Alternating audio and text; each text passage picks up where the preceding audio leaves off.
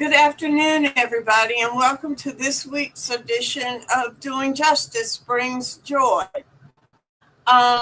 Today, we're going to talk about the death of Charlie Kirk, but we're going to first start out with an election update and a Target Fast update, and then we're going to have an honest conversation about the impact of Charlie Kirk on the Black community and his tragic death. Any death is tragic, but we're also going to have an open and frank discussion about the impact of this assassination on Black people. I'm going to start out by giving a Target Fast update. We are doing our thing, people, and stay committed, stay on course, and do not start shopping. As we announced last week, the American Federation of Teachers and the Chicago Area Federation of Teachers joined the Target Fast boycott on Labor Day. And the impact of that additional steam, because teachers spend a lot of money getting ready for back to school. What you may not know is that the back to school Labor Day weekend period is the second most important season for retailers across the country.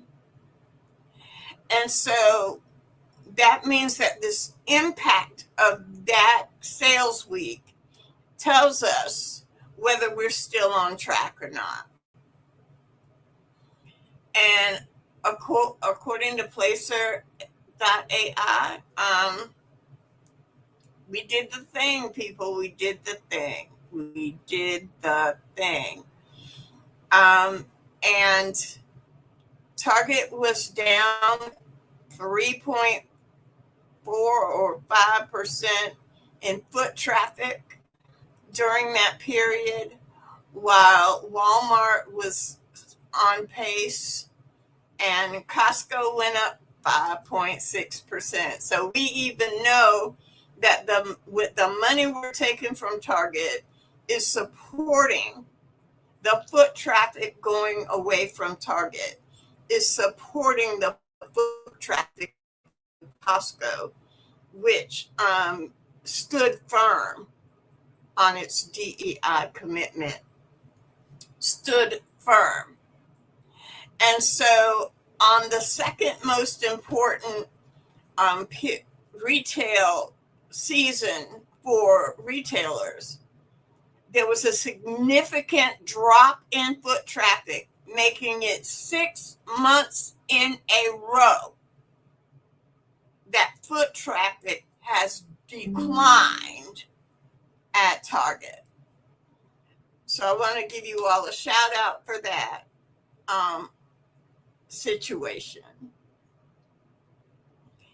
And now we have coming up, we have to stay strong through the holiday season, because if we tank them during the holiday season and they don't comply with our demands by the holiday season,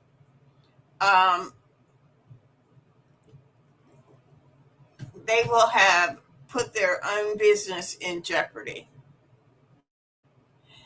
I'm now going to remind everyone that early voting for the rest of the state begins next week, next Thursday. And several communities, the October date is the election date. And so we have to be very careful. That means your vote counts now. So go to the box, and I am going to be playing videos next Friday from local candidates in the Durham races. So if you don't get out on Thursday, then please vote on Friday after you see my podcast and get a chance to hear from the candidates that have responded. I had planned on doing it this week, but I haven't gotten enough responses, so I'm going to wait till next week. I'm going to say this. I'm so proud of you people in Charlotte. I am so proud of you. You did your thing. You did way better than you had done before. And I'm going to, at this point, Thomas, I don't see your charts up so in the present window.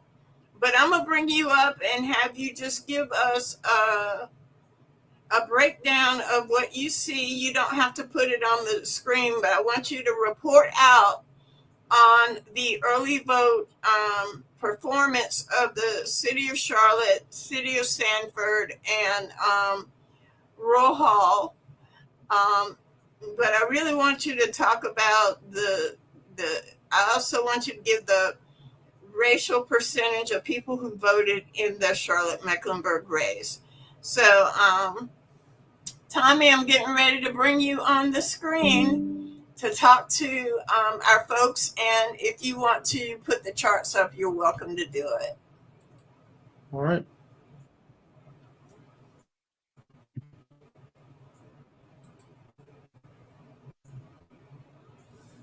Welcome, Thomas.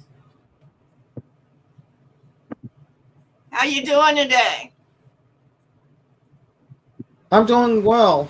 And so you have the updated results from the primaries that have taken place so far.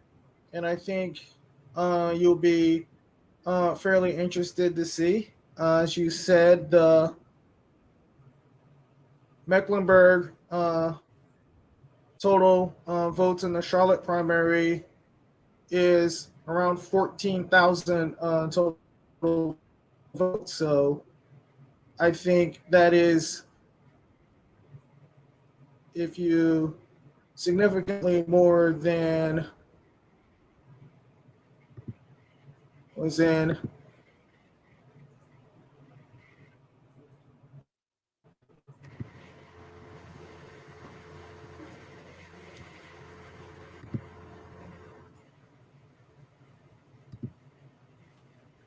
That's about a 40% increase over 2023. Is that correct?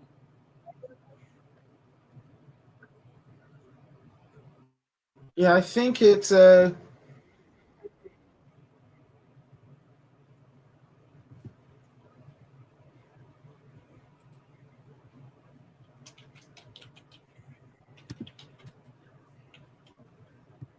you compare the vote getters for the Charlotte at-large city council primary, you will see that the four highest vote getters had between 22,000 votes to just over 3,000 votes this year's. If you look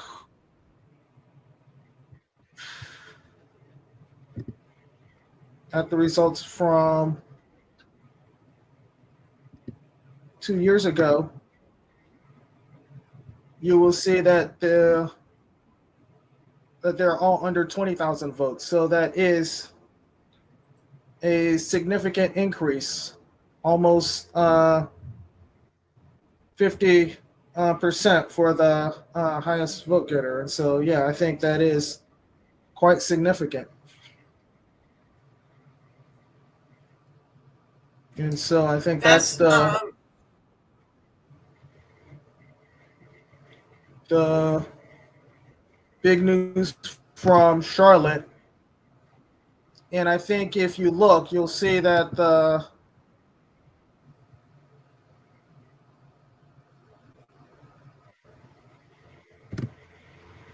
same four people who were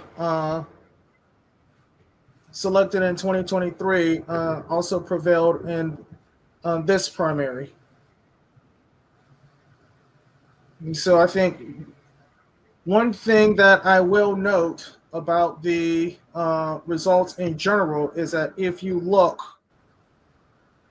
at Charlotte for the District 5 primary, that was decided by fewer than 40 votes out of wow. almost 6,000 total. And so, as you were saying, that these primaries that they, can be quite important in terms of selecting who will be the representatives. And as this shows, every vote counts. I will, if I go to the smaller primaries in Forsyth County, I believe that if you look here, if you will see that in the Rural Hall town council race, that the second primary was decided by literally a single vote. Well, so Wow. far, I mean, it's possible that something could happen, when they make the totals official. But when you say that every vote counts, I mean, certainly, this is, literally the case. And so I So will. the difference between being in the second primary and not being in the second primary, the difference between Susan Gordon and Anita is exactly one vote. One friend, one neighbor, one colleague who chose not to vote. They may know people who didn't vote or forgot to vote, and that cost them that opportunity. That's very striking. That's very striking. Even and in a small town, you know who your people are. You know who your people are. This is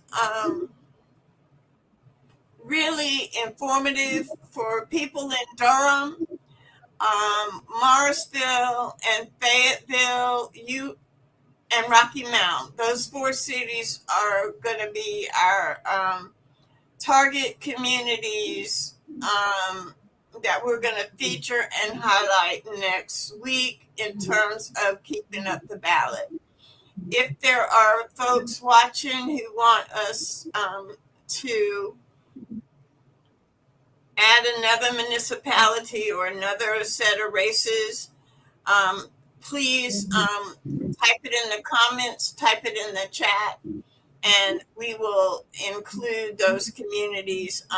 We'll be checking the comments on Facebook and on YouTube to see if you want us to add any other communities. But we're going to target Durham because we live here. Durham, Fayetteville, and Morrisville because we've got dogs in the hunt, and Rocky Mount because I always want to keep up with what's going on with my friends down east. So please remember that early voting begins on next Thursday, and it could also be for some municipalities an election, and for some offices it might be an election as opposed to a primary. So, Tommy, um, while William and I are talking, if you could do some research about any towns where it's the actual election um, versus a primary next week, and report back to us at the so that we. Is there any other? Can you give me a racial breakdown of who participated in the various elections?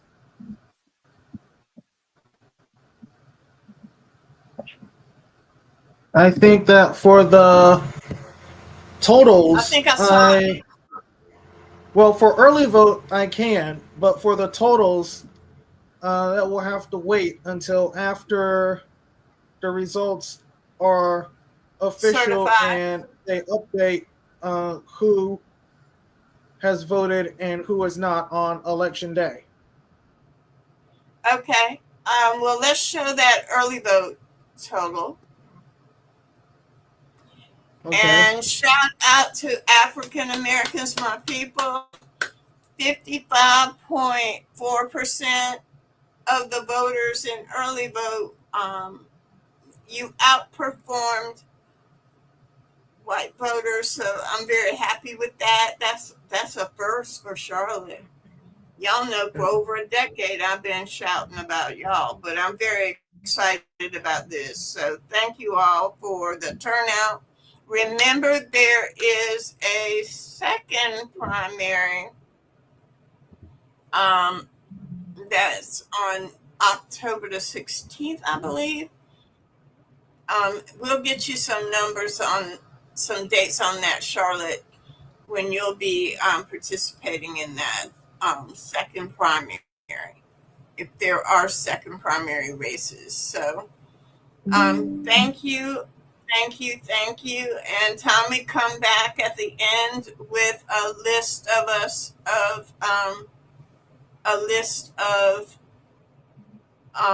municipalities that the election is on the 18th. I mean, it's on the 9th of October as opposed to the early vote. At this time, I'm going to bring up William. Hello, hello, hello. Can you hear me? Hi, William. I can hear you. Okay. I'm going to preface this discussion with some framing, and then I'm going to, want to hear what your perspective and everything is. We received a news report this morning that the suspect in the Charlie Kirk assassination was a 22-year-old Utah resident named Tyler Robinson. He is native to Utah, and what we know of him is that his last registration, he was an unaffiliated voter. We know that he was young, 22, that he was white, and that he was wearing a black long sleeve t-shirt with an American flag on it, black sunglasses, an Adidas hat, jeans, and Converse sneakers when he was arrested. We also know, and there have been before understanding who was arrested, there has been assertions that this was done by someone with left-leaning ideations. We know that over a dozen historically Black colleges have been placed on lockdowns, have received threats as a result of this, at the death of Charlie Kirk. And we know that Charlie Kirk was an avowed Christian nationalist. He started Turning Point USA when he was 18 years old.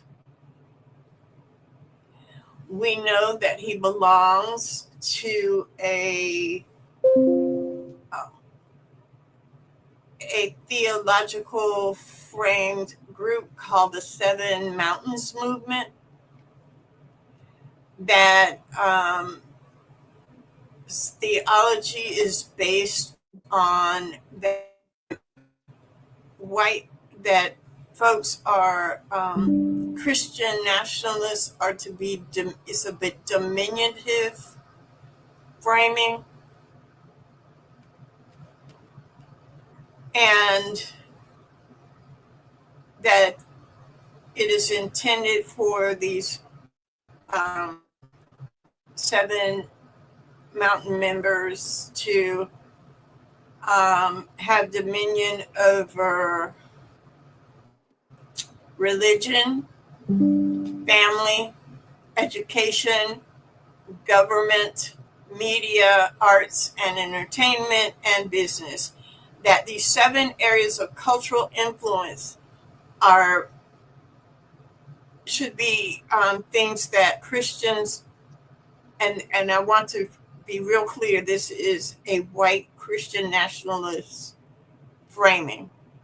I don't want the dominion theology is a belief that Christians are mandated to rule over earthly institutions. If you read the Bible, you'll know better than that. That's not there. Their core belief around the idea that there are spheres, or that these 7 areas are battlegrounds between good and evil, and some adherents believe that controlling these mountains will hasten the return of Christ. So I'm going to talk to you all today about how this has been an influence on him since he was 11 years old. And he founded this movement, this Turning Point USA,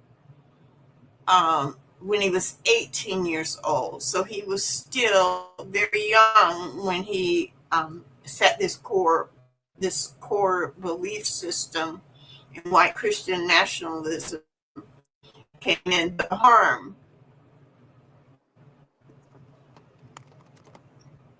The warfare he waged on the Black community cannot be understated, even though as Christians we mourn the violence that took away his life so early. But we cannot ignore the harm that he has done, the generational harm that he has done. And we cannot ignore that he did not value Black lives that were lost to gun violence, and in fact said that some lives have to be lost in order to protect the Second Amendment. And it is sad that two young men, two young lives are forever changed because as a result of the loss of the life of Charlie Kirk. I certainly send my sympathies to his family and friends for the loss of his life.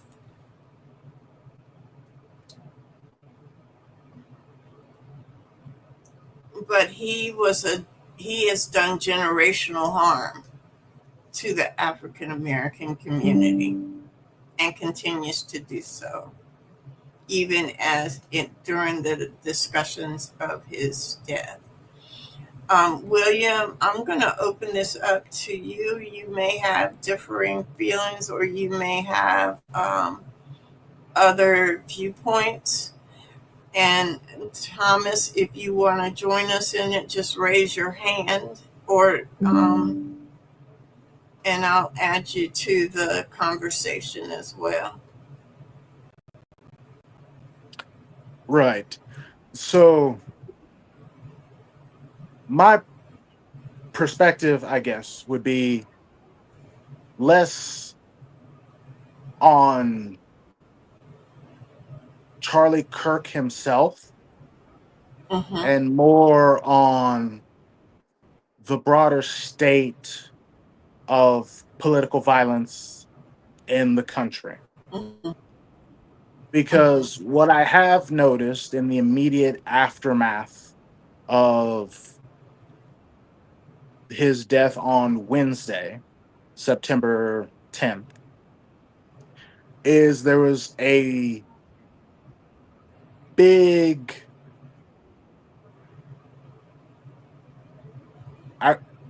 for lack of a better term, push by conservative media, conservative social media, and political leaders to say that the violent state of politics in America is strictly a liberal, progressive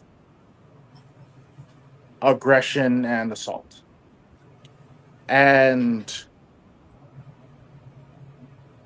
not trying to defend Charlie Kirk killer or even defend liberal progressives, but I think we need to be clear that A, we are only 3 months removed from two senators having their homes broken into in Minnesota, and both senators and both their spouses all being shot. One couple passing and the other couple surviving but recovering from fatal gunshots, right? That was June 14th, I believe. So June 14th, 3 months ago, is when two senators were shot. We've been having this problem of escalating political rhetoric. Again, people talking about a civil war. If you're bringing up a civil war, you are part of the problem, right? We had this problem in 2011 when Gabby Gifford was shot in Tucson, right? She was shot, nearly killed, ended up in the hospital. Other people were shot. And back then, because she was a Democrat, Republicans were very, hey, there's problems on both sides with the rhetoric, but I don't believe this was necessarily directly correlated to what we're saying, right? They were very hand wavy about how serious the rhetoric is that they're talking about. That was 2011. We aren't that far removed from a man breaking into Speaker of the House Nancy Pelosi's house in California and attempting to kill her husband. right? We're not that far. We're not that far removed from that, right? And so we've had, and even going back to last year's election, we are not that far removed from someone trying to shoot the president, right? So we've had senators shot, we've had state legislators shot, we've had the Speaker of the House's husband assaulted in his own home, we've had the president shot at, and every time we call out and say, hey, the rhetoric, this talk of civil war, right? This divide of Union Confederacy and uplifting of the Confederacy as this rebel faction against the establishment. It's resulting in real, tangible, real life violence. I had to look this up. In Europe and across the world, vehicle rammings, i.e., the process of driving a car into civilians, is considered an act of terrorism, Okay. right? Everywhere else in the Mhm. world, the reason it's hard to find this is because the technical term is vehicle rammings. Is considered an act of terrorism everywhere in the world. In 2020, during the George Floyd protests and during that year, there were 104 vehicle rammings against protesters specifically, not car accidents, not drunk driving episodes, specifically vehicle rammings against protesters. Now, some of them were just protesters in the street, and to a certain extent, progressive organizations and political organizations and uh, social justice organizations are partially responsible for that because they love the energy of these spontaneous crowds, but they don't take on the role of leadership of teaching people the right way and a safe way to protest. They don't teach people about having permits, having police liaisons, having a schedule of when you are going to get people home, right? Of knowing that basically after 5 o'clock, everybody needs to be going home because nothing good has ever happened at a protest after dark, right? So, to a certain extent, Mhm. progress organizations, their lack of leadership causes that. But a lot of these vehicle rammings were deliberately motivated to kill protesters and did kill protesters. Again, there were 104 of them, 104 specific incidences of people driving cars into political protests, all in the same year in George Floyd. And that's continued since. We still have vehicle rammings against protesters. That is a change that has happened under Trump. That is a change that has happened because of the rhetoric of the Republicans and the conservatives, right? They have changed the game. Fact, And fact, in Florida, they legalized protesters. Um, say again?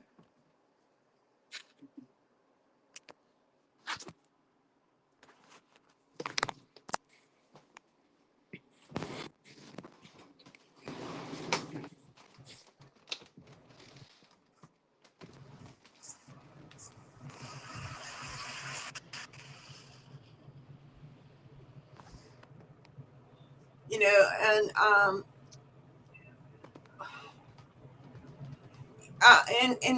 in keeping with your, and something's happened and I've lost William.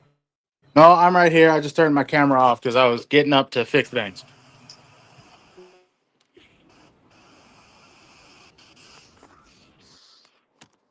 I just wanted to make sure everything's straight. You see me? This, Okay.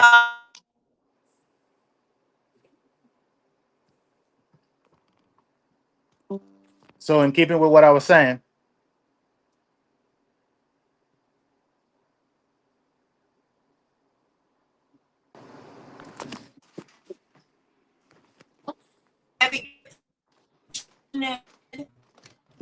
there were 6 other people killed and 12 in 2020, we found Gretchen Whitmer. There was kidnapping to kidnap and abuse her. In 2022,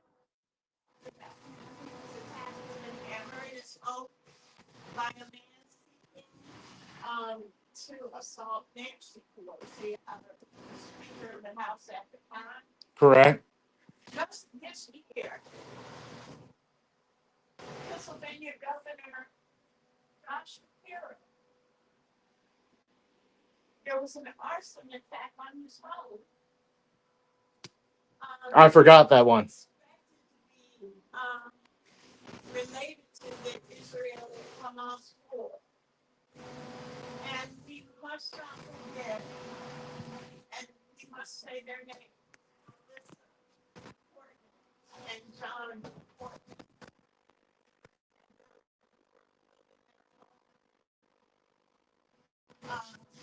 by a man from political business, and who also assaulted her. Now, on the Republican side of this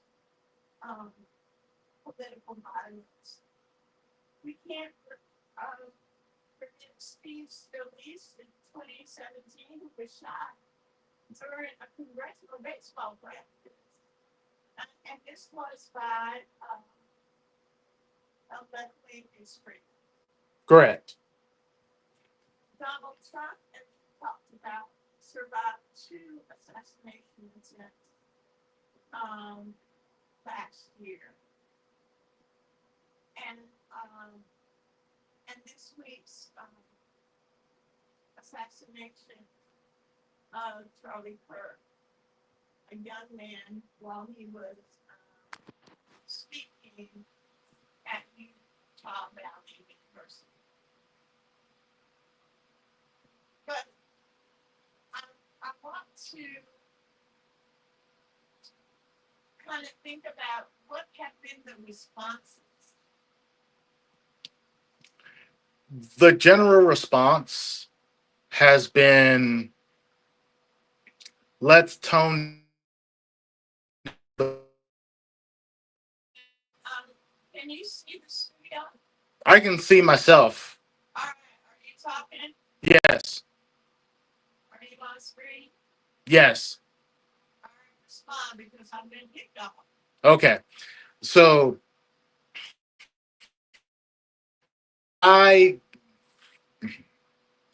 the general response that we've seen a lot in these incidents is everyone needs to tone down their rhetoric. But then the person and the party that calls for a toning down of rhetoric does not tone down their rhetoric. And because of this, you haven't seen any real change in behaviors or a lowering of the temperature in the country. And so, because the temperature in the country hasn't gone down, it's only gotten higher, we're seeing a escalation in the level of violence. Again, like, we have to be honest about the state our country is in now. Charlie Kirk's death, while tragic, while unfortunate, was inevitable. Right? Trump was a near miss. Nancy Pelosi was a near miss. Governor from Philadelphia was a near miss. Mhm. Governor Shapiro from Philadelphia was a near miss. You only get so many near misses before something sticks. This is a period where Mark, happy to see you with us. We really, as a nation, have to grapple with our tendency toward violence.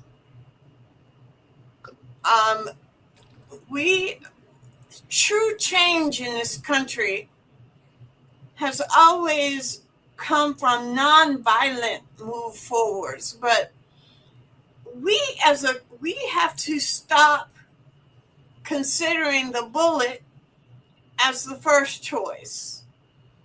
But we have to stop that. And the perpetrators of these are getting younger and younger. A 22-year-old thinking that his political voice, should be a bullet rather than the ballot.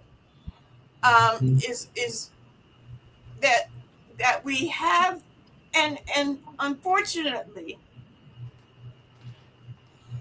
the rhetorical tone of Charlie Kirk was to encourage that kind of machismo, masculine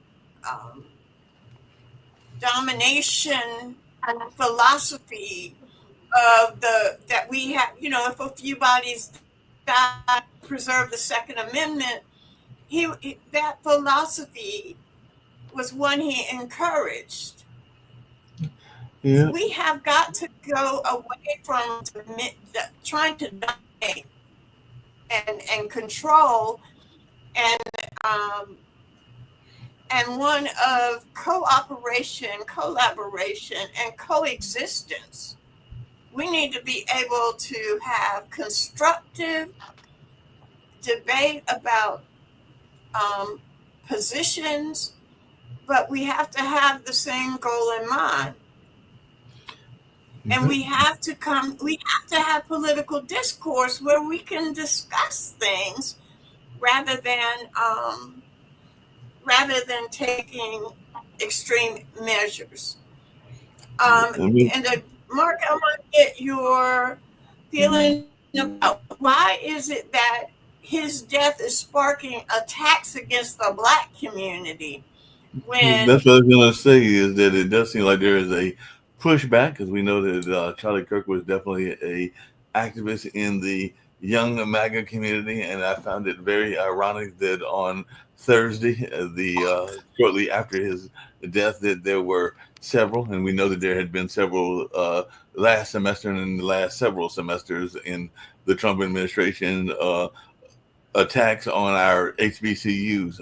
Fortunately, I don't think Central or any of the ones here in Durham were targeted, at least not that I had heard of as of yet. But then we do know that Clark, Atlanta, Southern, and a number of others were targeted during this time and everything. So it does seem like there was a major pushback where the folks were feeling that because one of their leaders had been assassinated, they didn't know who had assassinated them, that they were going to come after ours and all along those lines, and meaning our young folks and everything like that. So I did not think that was accidental. Some people may think that it was accidental, but I think that it was not accidental, and it was probably organized in an attempt to get some sort of what they felt was retribution for the assassination of Charlie Kirk and all along those lines. So I'm thinking that some of these folks that made these calls to these our HBCUs who were probably members of organizations that were supportive of Charlie and some of the other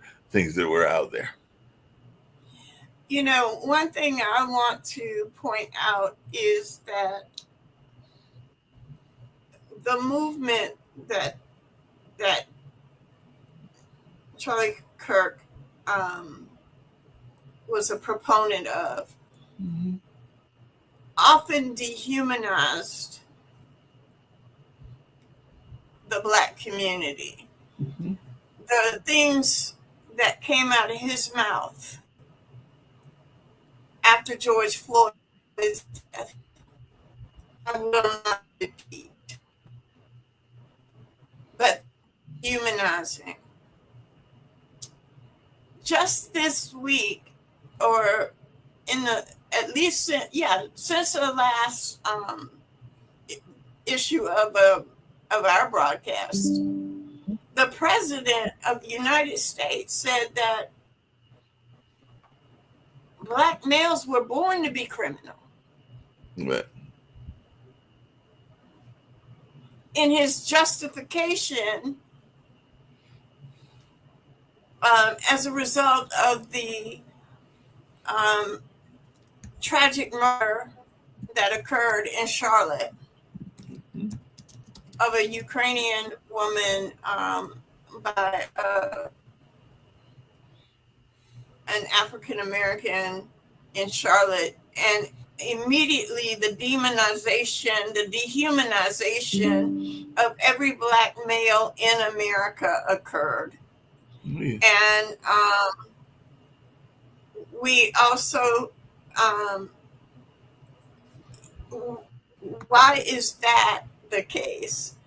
But it's not the case in the reverse.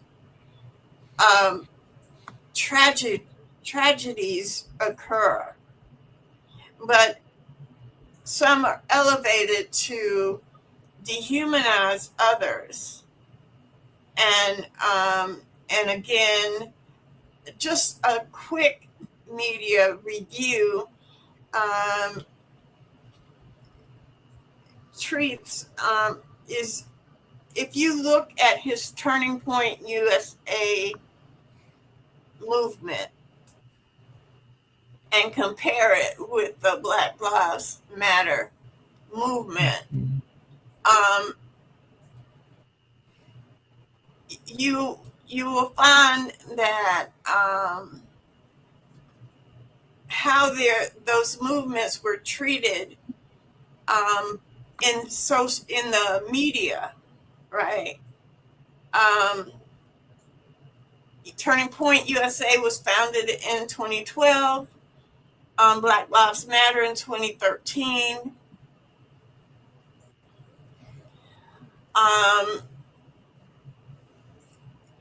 It was, there one is about white nationalism, and the other is about racial justice and intersectionality and anti-racism.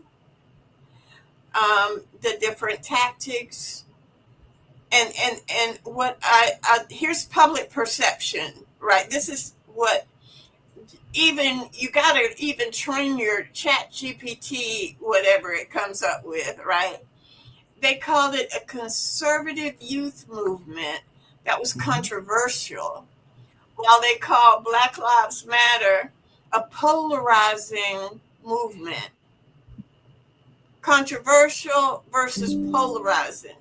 I'm sorry, I don't think there's anything more polarizing than Turning Point USA. But it's controversial versus polarizing. I mean, language matters. And he has some interesting words that he said. Apparently, he asserted that prominent Black women, including Joy Reid, Ketanji Brown Jackson, Sheila Jackson Lee, and Michelle Obama, only advanced due to affirmative action, claiming they lacked the brain processing power to be taken seriously otherwise and had to steal a white person's slot. Those were quotes from Charlie Kirk, and critics described the remarks back then as explicitly racist and reflecting of longstanding attacks on Black immigration. He also had a quote about Martin Luther King and about Black palettes. In January of last year, he sparked outrage when he said if he saw a Black palette, he would hope he's qualified. Many interpreted the remark as perpetrating harmful stereotypes to question the competence of African-American professionals, and it became one of his most widely criticized statements. And he frequently dismissed the concept of white privilege, calling it a racist lie. He was a leading critic of diversity, equity, and inclusion programs, arguing they unfairly prioritized race over merit and framed America as systematically racist. And he stared back at last when he criticized Dr. Martin Luther King Jr., calling him awful and not a good person. He also said the Civil Rights Act of 1964 was a huge mistake, claiming it created a bureaucracy that undermined constitutional freedoms. And he launched the Exposing Critical Racism tour to oppose critical race theory being taught in schools and universities. He framed CRT not as history, but as ideology that divided America along racial lines. And on immigration and demographics, he claimed the Democrats were pursuing policies intended to diminish white demographics, and critics link this rhetoric to the so-called Great Replacement theory, a conspiracy narrative often associated with white nationalist circles. So definitely he did not have some good things to say about a lot of things within our community, including some of our heroes and sheroes. Mm-hmm. And, it's controversial. Here, William, want to come in here? And Yeah, my phone overheated and died trying to get this stuff straight. So, but yeah. I want my listeners to understand that part of doing justice is to we can't make heroes out of villains to our community. The president is talking about giving a presidential medal of freedom to someone who does not believe fundamentally that we are human beings. Yeah. And he's already got the flags flying at half staff. I think they're supposed to fly at half staff September 14th. Right, but to William's earlier point about Melissa Hoffman, he didn't even call. Yes. To give the president didn't even call to give condolences. He is wanting to give an award to a political operative, but refused to send condolences or honor an actual sitting state senator who was assassinated. Mm-hmm. And that was 3 months ago. That was 3 months ago. So all of the awards, all of the things they want to give to a social media celebrity, a political personality, no more, like basically. Now I'm not gonna dismiss his movement. It's not a movement, but he was significant. He created a significant political movement. He wasn't a celebrity. My point is, he is not an official. No. He is not someone who served in the military. No. He is not someone who served this country in the judiciary or in university. He is a political organizer. Correct. Hey, I have a question for you. Stella, I do have a question for you, and I'm sure your sons probably have similar questions for you as well. I did see that another person that is very much in the political realm was actually supposed to be making an appearance here, and she's actually on the opposite side, and I'm actually an admirer of her out of New York. But Alexandria Ocasio-Cortez was supposed to be coming to Raleigh, but she postponed that event because of she said she was citing We've been having difficulty with this broadcast. Her own security I'm concerns. wondering So if one that's that oftentimes travels in these I wonder if circles. it's a spirit. What are your own thoughts about your security concerns and everything like that? Because AOC was supposed to be appearing in Raleigh, I think either today or yesterday, but she did say citing respect for Kirk as a political person and not necessarily agreeing with his opinions and everything, and her own security concerns, that she backed out of that Raleigh event that she was supposed to be having this weekend. Yes. I didn't get a chance to speak to this because my phone died, but speaking to the point about HBCUs, whenever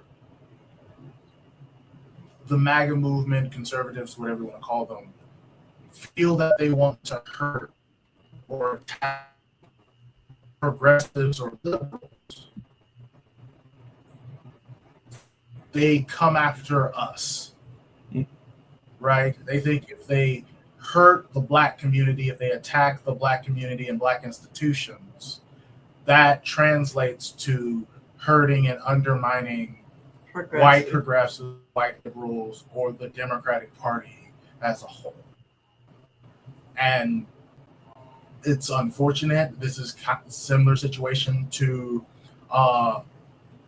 Charleston with our black churches, and black churches under assault. And now we have police officers who have to attend service at black churches and stand guard at black churches, specifically because of what happened in Charleston. That wasn't, people forget, we did not have standing police guards at black churches until after Charleston. And so, and again, earlier this year, one of the attempted mass shootings was I don't know if it was a black church per se, it was a church with a black pastor and a mixed congregation. But again, black preacher, black pastor at this church attempted to shoot the church up. Fortunately, he was stopped, but again, an assault on the church. And so an assault on our HBCUs, right, on college campuses. And AOC is correct to cancel her appearances, because she would be Kamala Harris is having to rethink her book tour because she pulled her Secret Service. Kamala Harris does have Secret Service protection right now. And the California, I would say, police department doesn't want to deploy men to be on her security detail either. So the California police, because they are in support of ICE and MAGA, don't want to protect former Vice President Kamala Harris. Kamala Harris does not have a Secret Service detail, so she has to reconsider her book tour and where she goes from here, or where she's going to go, because she's left unprotected. She's expected to be here in North Carolina in the next 60 days. In October. At the DPAC. In October. Yeah, in October. October, Middle of October. And so, again, as a black community, we are in stormy waters, and we need to protect our institutions. We need to look out for each other. And as a final aside, I'll say one of the big problems we have is that there is no moral leader in the country right now. The United States does not have a moral leader, right? Biden is too sick, and like someone who can advocate and stand up for saying, hey, what are American values? What are American principles, right? We don't have We don't have a singular moral leader who all sides will respect in terms of their voice. Right? Like, we don't have a general everyone respects and will listen to. We don't have, like, even Obama, when there are tragedies in the country, Obama was able to speak and be that moral leader. Back then. He's not in that same position now. George W. Bush, even when people disagreed with him during the Iraq War, during Afghanistan, he could still step into that role of comforting America after 9/11, being a moral leader to the U.S., right? Mm-hmm. Mm-hmm. I would even say John McCain could have stepped into that role, being a moral leader for the country and speaking to the country. Again, there was the moment where on his campaign, when someone was being racist against Obama, he stopped them and says, no, we're not going to do that. He's just as American as you and me. right? There's no one on the right who will step up and be that, no, we're not going to do this. We're going to be better than this. We're going to uphold American values. And unfortunately, on the left, there's no real unifying figure who can guide, hey, we're above this. We're not going to be like this, right? Mm-hmm. Theoretically, it could have been Nancy Pelosi, but after the assault on her husband, she has not retired, but she's essentially taken a full step back. Mm-hmm. And because of just how the directionlessness of and the lack of a vision or message from the party leadership can't step into that role of being like, no, we're better than this, we're above this, these are our American values, and we have to live up to that. Right now, the only American values people talk about are the Civil War. No one talks about the Founding Fathers anymore. No one talks about the Constitution anymore unless they're trying to win an argument. No one's talking about the Declaration of Independence, the Bill of Rights. No one's talking about core American values anymore. They're talking about the Civil War, or they're trying to win a constitutional debate. Hey, along those same lines, Stella, just heard from is where's Mitt Romney? Yeah, nobody knows where Mitt's at and everything. But I did have another question because it involves where we are at here in Durham and everything along those lines. But, there have been celebrities that make very caustic and toxic statements and all along those lines. And we had one of those that took place only about 3 days ago and everything like that. And while I respect him as a comedian, he's not one of my favorites, but I still respect some of his jokes and everything like that.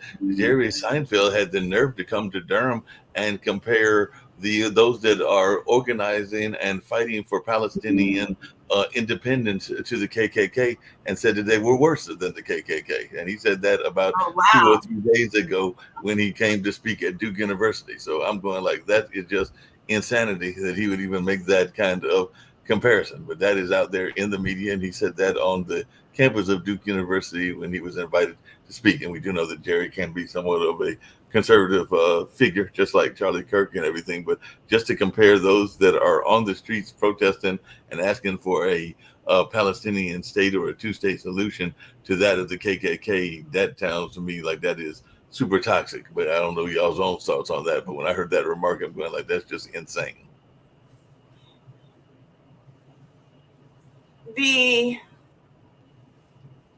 We have to be real here, that we are watching in real time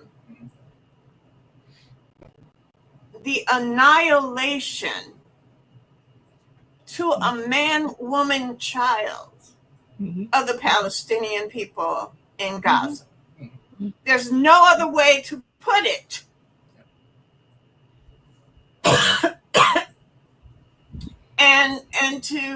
and for human beings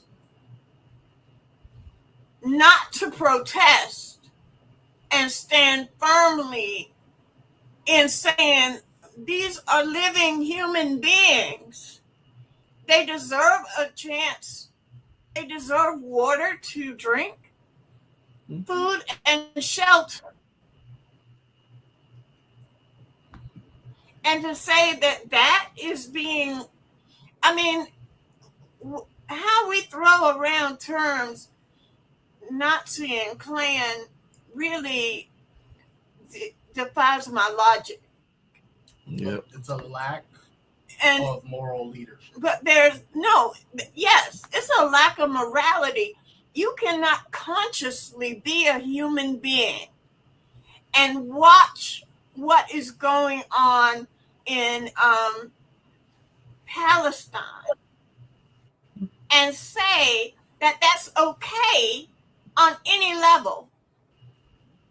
You certainly should not be a community that has lived experience with extermination and think that extermination is an option you should hold.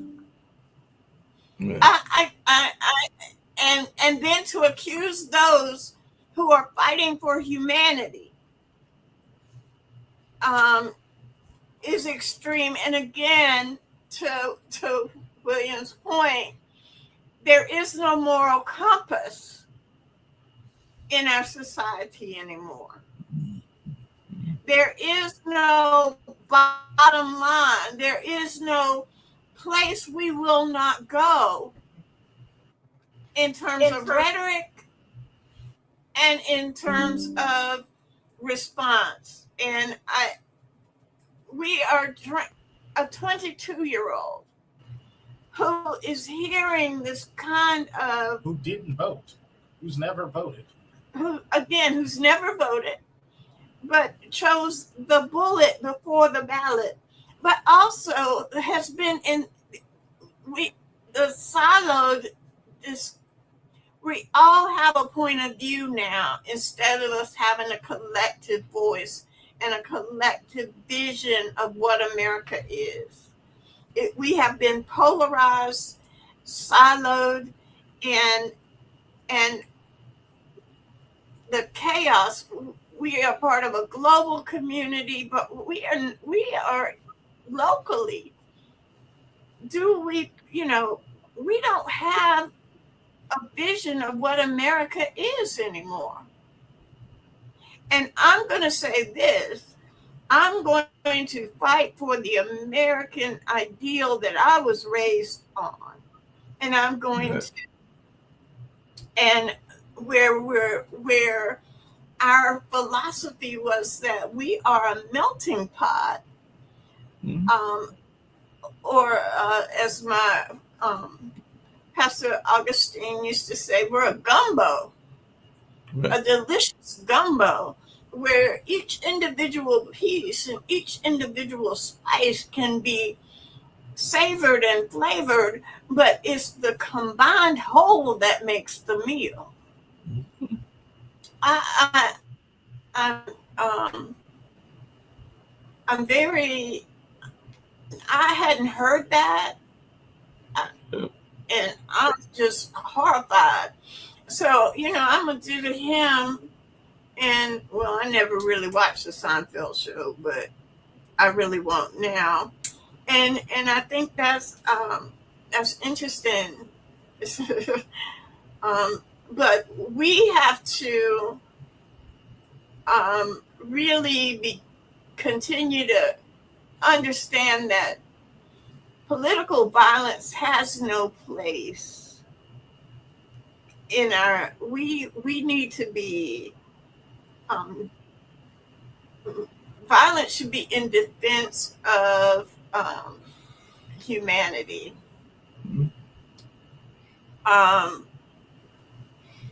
As Christians, we have to affirm what Christian values are as opposed to Christian nationalist values. Christian values are in the whole, in creating community. They're taking care of the least of these. Okay. It's feeding the hungry. It's giving water to the thirsty. It's visiting the prisoner. It is bringing the gospel to the oppressed and bringing good news to the poor. That's what we're supposed to be doing, is growing. Paul talks about how we're all different parts of the same whole, and that there is no body if it's all hand. We have to think about what we're doing, and my good friend and Kenya were talking the other day, and we told people, if you want to learn something, read the red letters, get a red letter Bible, and just read the red letters.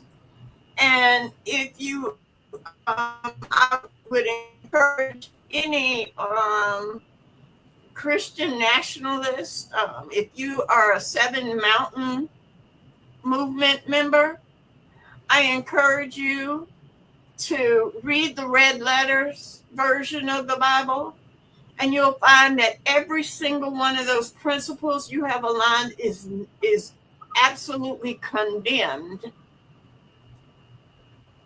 by Christ in those red letters. Not a single thing you have as your foundation.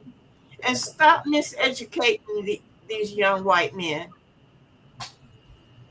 Stop the miseducation, but we'll talk about that part of this process. But I urge us as a world, as a community, to stop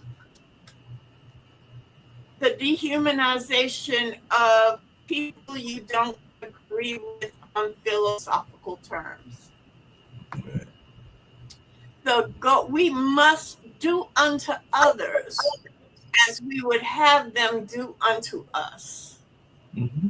That is the universal, every religion, major religion, has at its core those three words.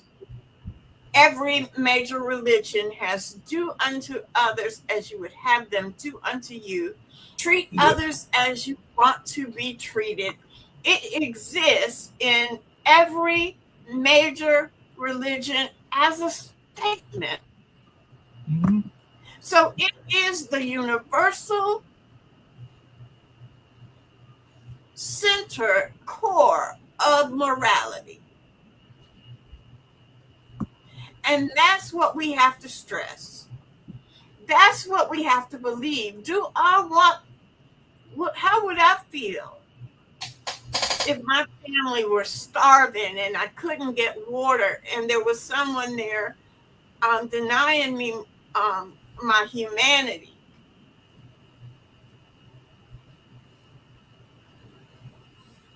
This dominion over people, this dominion philosophy is not the philosophy of Christ.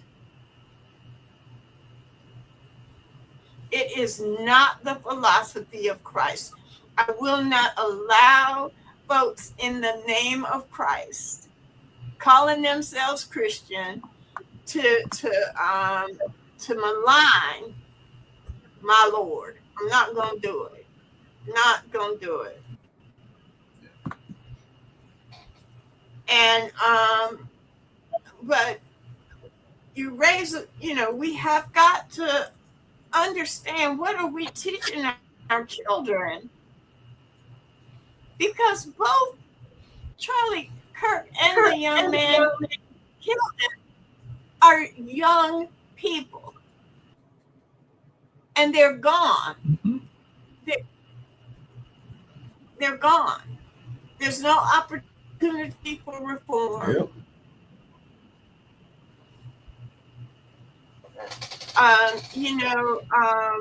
I can't think of his name, but he was the political person. In North Carolina class? No, that started like I'll think of it for our next show. But even he saw where he had started a movement very similar to Turning Point, and it was like the Republican movement that Jerry Falwell? Jerry Falwell? No, he was the young person counterpoint to him.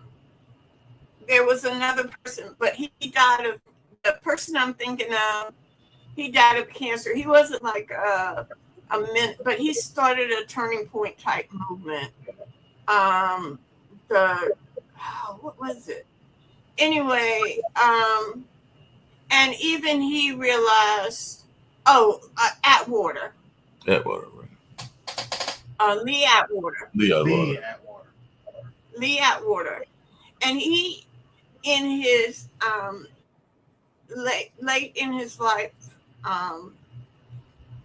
he realized that he had maybe not done the best for our nation, and reformed, So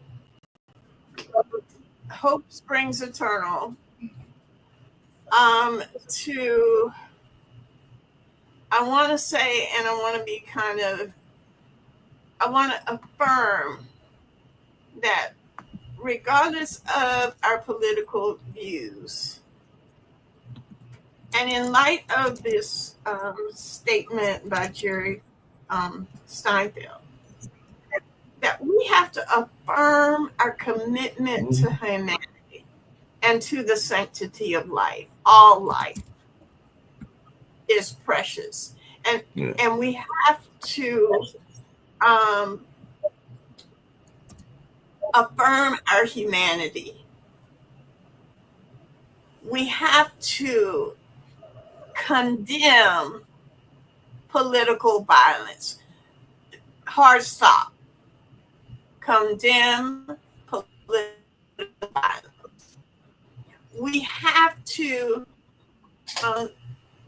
be careful with our words, so that we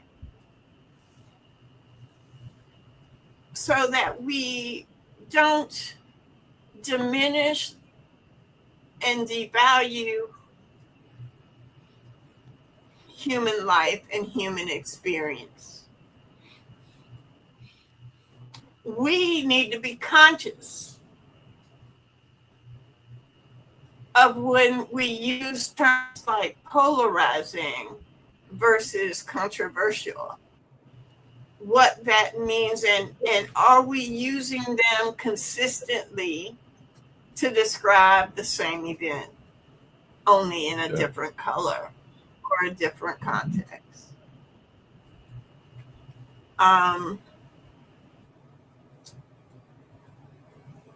Any last words? Oh, I've got to bring Thomas back. I'm going to add him to stage. Tommy, did you get that information about which primaries and elections are real elections, which ones are primaries? Okay. Yes, I did.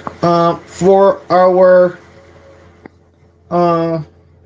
targeted elections that we've been following, Durham, as I'm sure you're aware, will have the primary on October 7th. That will be the election date, and that primary will be followed by the election on November the 4th. And so Marsville will not have a primary, and so its election will be in November.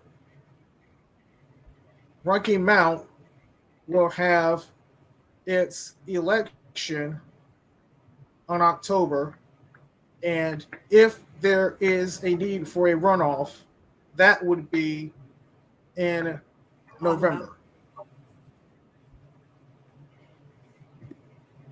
All right, Fayetteville also it will have the primary in October and the election in November.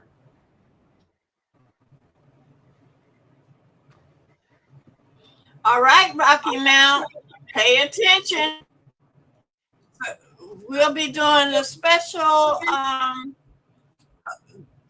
we'll be focused on Rocky Mount because that is an election next week. We'll give you the early vote totals from Thursday for everybody, but we're going to focus on Rocky Mount, and I'm going to, it may be a little longer because I also have political introductions of candidates in Durham. All right, folks, this has been a really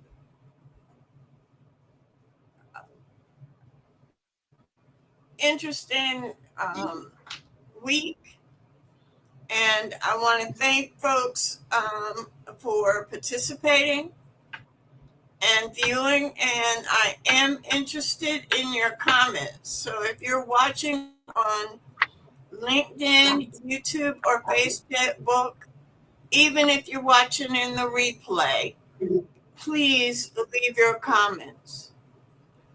Thank you for viewing, and we'll see you next week on Doing Justice Brings Joy. And you know what? I'm going to do